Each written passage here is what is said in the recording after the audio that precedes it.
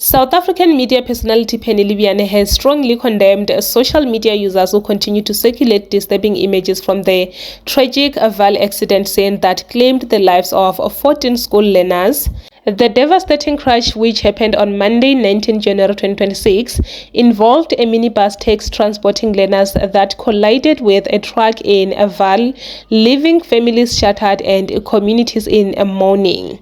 Taking to X, Penny expressed her anger and disappointment at those who shared photos and videos of a distraught mother who was seen crying uncontrollably after losing her child, calling the act heartless and deeply disrespectful.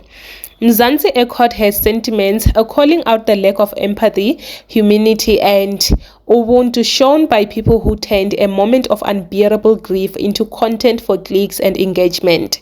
As emotions ran high across the country, many praised Penny for speaking up and reminding South Africans that compassion should always come before virality, especially in moments of profound loss.